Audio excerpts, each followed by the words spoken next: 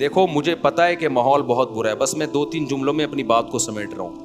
اس زمانے میں برائیوں کی لت پڑ جاتی ہے لوگوں, انٹرنیٹ پر فحش فلمیں دیکھنے کی عادت پڑ گئی ہے بعض لوگوں کو. یہ 2 قسم کے لوگ ہوتے ہیں, ایک وہ جو دیکھ رہے ہیں مزے اڑا رہے ہیں, جو کیا کر رہے ہیں یار لائف کو انجوائے کرو, زنا بھی کر رہے ہیں مزے اڑا رہے ہیں, اور پتہ نہیں کیا کیا الٹے سیدھے کام ہو رہے ہیں, مزے اڑا رہے ہیں. ایک وہ ہیں جو یہ کر تو رہے ہیں لیکن ساتھ ساتھ خدا سے ڈر بھی رہے ہیں. سمجھ میں آ رہی ہے بات کہ نہیں آ رہی, کہ یار میں یہ غلط کر رہا ہوں. مجھے معلوم ہے بہت لڑکے فحش فلمیں دیکھتے ہیں پھر آ کے روتے ہیں کہ یار مفتی صاحب ہم چاہتے ہیں عادت چھوٹ جائے مگر چھوٹ نہیں رہی ہے. ہمیں پتہ ہی یہ غلط کام ہے, زنا غلط کام ہے, ہم چاہتے ہیں عادت چھوٹ جائے, چھوٹ نہیں رہی ہے. تو یہ دوسرا طبقہ ہے جو برائی کو برائی سمجھ کے کر رہا ہے, اس پہ خوش بولو. تو 2 قسم کے گناہ ہیں, گناہ گار لوگ ہیں. ایک ہیں جو ان گناہوں میں مست ہیں, وہ مذاق اڑاتے ہیں, بھائی مولویوں نے پابندی ہے, بھائی یہ مولوی کچھ تو اور وہ بےہودہ الزامات لگا رہے ہوتے ہیں. دوسرا وہ گناہ گار ہے جو گناہ کر رہا ہے لیکن اس کو احساس ہے کہ یہ اچھا کام بولو نہیں, اس کو احساس ہے کہ میں غلط کر رہا ہوں, اور اس احساس اتنا کہ وہ چاہتا ہے کہ میں چھوڑ دوں وہ چاہتا ہے کہ میں چھوڑ دوں. تو اس کے لیے بھی اللہ کی طرف سے رحمت ہے کہ جو چاہتا ہے نا, چاہنے میں سیریس ہو, وہ ٹوپی ڈرامے والا چاہنا نہ ہو. ایک چاہنا یہ ہوتا ہے کہ میں پہلے اچھی طرح گناہ کر لوں, جب 55 سال کا ہو جاؤں گا تو چھوڑ دوں گا میں.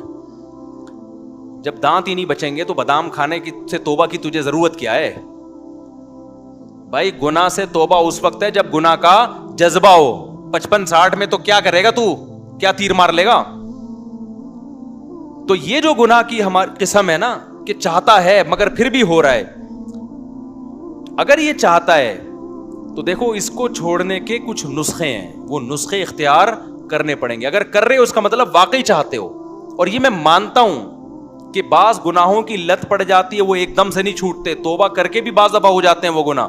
لیکن جو اولو العزم لوگ ہیں نا وہ ایک دفعہ توبہ کرتے ہیں اور ایسا اپنی زندگی سے اس کو نکالتے ہیں کہ دوبارہ اس کی طرف کبھی نہیں لوٹ. ایسے مضبوط لوگ بھی ہیں لیکن ایسے بھی بیکار لوگ بھی ہیں.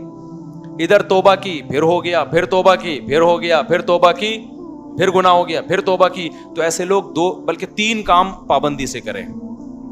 3 کام جو چاہتے ہیں, جو نہیں چاہتے ان کا تو اللہ میاں نے بتا دیا کہ تمہارا تو بیڑا غرق ہونے والا ہے. لیکن جو چاہتے ہیں نا انہوں نے 3 کام کرنے ہیں. یہ 3 کام کریں گے تو یہ اس کی علامت ہے کہ واقعی یہ چاہتے ہیں. ایک آدمی ڈاکٹر کے پاس جائے کہ میں سگریٹ چھوڑنا چاہتا ہوں لیکن لت پڑ گئی ہے, جب نہیں ملتی تو جسم ایسے ہوتا ہے, تو ڈاکٹر اس کو طریقے بتائے گا نا. ڈاکٹر کے پاس گیا بھی اس لیے کہ واقعی چاہتا ہے یہ. اب توبہ تو کر لی لیکن جب سگریٹ کی طلب ہوگی تو دل چاہے گا نا, تو جسم ٹوٹے گا. تو ایسے ہی بعض گناہ ایسے ہیں جن کی باڈی کو عادت پڑ جاتی ہے. ہینڈ پریکٹس ہو گیا, انٹرنیٹ پر فحش فلمیں دیکھنا, شراب, زنا, اس کی عادت کس کو پڑ جاتی ہے؟ باڈی کو. باڈی چاہتی ہے کہ یہ ہو. اصل علاج تو یہ کہ چھوڑ دو. جب چھوڑو گے تھوڑے دنوں میں باڈی چاہنا بولو ختم, کیونکہ عادت بھی تو آپ نے کر کر کے ڈالی ہے نا, تو چھوڑ کے چھوٹ جائے گی یہ. لیکن اگر پھر بھی ہو رہا ہے گناہ تو 3 کام پابندی سے کرو اگر گناہوں کی لت پڑ گئی ہے. پہلا کام کیا کرنا ہے, جب بھی ہو جائے توبہ لازمی کرنی ہے. اس پہ اطمینان کر کے بیٹھ نہیں جانا کہ اب ہو گیا تو چلو یار اب تو ہو گیا, اب ایسا ہے کہ 25-30 مرتبہ اور کر لیں تو پھر دیکھیں گے کیا کرنا ہے ہم نے. سمجھ میں آ رہی ہے بات کہ نہیں آ رہی؟ ہو گیا تو فوراً کیا کرنا ہے, اے اللہ دل سے معافی مانگو, مجھے معاف کر دے, میں تجھ سے معاہدہ کرتا ہوں کہ آئندہ یہ جرم نہیں کروں گا. پہلا کام تو یہ فوراً کرے وہ. دوسرا کام کیا کرنا ہے, فوراً کوئی جرمانہ یا کوئی سزا دے اپنے آپ کو. اپنے آپ کو بغیر سزا کے چھوڑنا نہیں ہے کہ آپ نے کر لیا تو چلو ہو جاتا ہے, آخر انسان ہے. نہیں ہوتا بھائی, انسان ہے تو پھر ٹھگائی بھی انسانوں کی لگتی ہے. اپنے آپ کو کیا دینی ہے, ایسی سزا دینی ہے کہ دوبارہ گناہ ہوتے ہوئے انسان کو وہ سزا کا تصور آئے کہ بیٹا یہ گناہ فری کا نہیں ہے, اس کی تجھے بھاری قیمت دینی پڑے گی. وہ سزا ہر ایک کے لحاظ سے مختلف ہوتی ہے. جرمانہ بھی ہو سکتا ہے, روزہ بھی ہو سکتا ہے, نفلی نمازوں کی پابندی بھی, ہر وہ کام جس میں دل کو تکلیف ہو, وہ سزا نہ اتنی بھاری ہو کہ دی نہ جائے اپنے آپ کو, نہ اتنی ہلکی ہو کہ اس سے آپ کو تنبیہ ہی نہ ہو. بات آ رہی ہے سمجھ میں کہ نہیں آ رہی؟ بعض لوگوں کے لیے ایک روزہ رکھنا بھی بہت مشکل ہے, تو وہ سزا میں ایک روزہ ہی رکھ لیں کہ جب گناہ ہوگا اگلے دن ایک روزہ لازمی رکھنا ہے.